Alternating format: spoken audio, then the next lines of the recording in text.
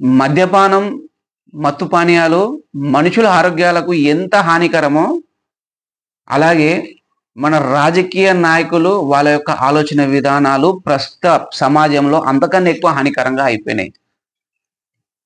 ప్రస్తుతం దేశానికి యువకులే వెన్నుముక్క అంటారు. కానీ ఆ యువకులనే వెన్ను లేకుండా విరుస్తురు.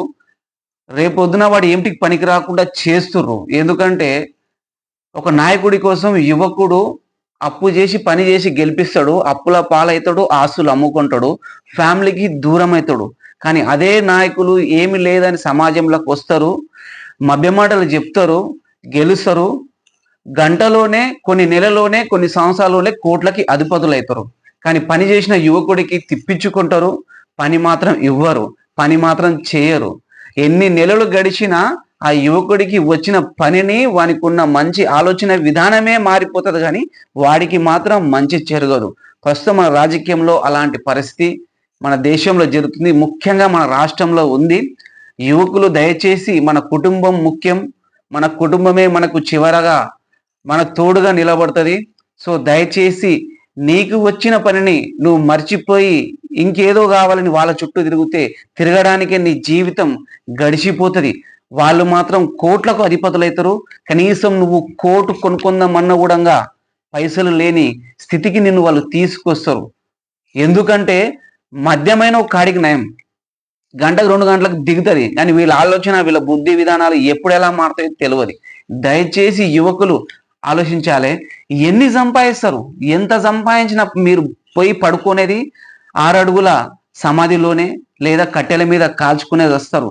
కానీ ఆ యువకులను మీరు నాశనం చేసి వాళ్ళ శవాల మీద ఎరిగితే మీ కుటుంబాల తరాలకు ఆ యొక్క పాపం చుట్టుకుంటది, సర్వనాశనం అవుతారు. ఎందుకంటే నేను ఎవరిని నాశనం కావాలని నేను కోరుకుంటలేను. దయచేసి మీరు అర్థం చేసుకోవాలి. ఇంకోటి, యువకులు మా అన్న వస్తాడు, సార్ వస్తాడు, మా సిస్టర్ వస్తుంది, మా అక్క వస్తుంది, మా అమ్మ వస్తుంది, వీళ్ళు చేస్తారు అంటే ఐ మీన్ ఒక రాజకీయ నాయకుల ఫ్యామిలీలో వాళ్ళు వీళ్ళకు వాళ్ళ కనెక్ట్ అవుతారనమాట. వాళ్ళు ఎవ్వరు చేయరు, వాళ్ళు చేస్తారు. చేసే లోపు ఎప్పుడు చేస్తారో తెలియదు, నీ జీవితమే సగం అయిపోతుంది, బర్బాస్ అయిపోతావు. దయచేసి యువకులు అర్థం చేసుకొని మంచిగా ఆలోచన చేసి ముందుకు పోండి. ఎందుకంటే నేనే ప్రత్యక్షంగా అనుభవించిన చాలా మంది యువకులను నా చుట్టుపక్కల ఉన్న వాళ్ళని నేను చూస్తున్నా. సావుల ఖర్చులకు కూడా రారు, ఇవ్వరు.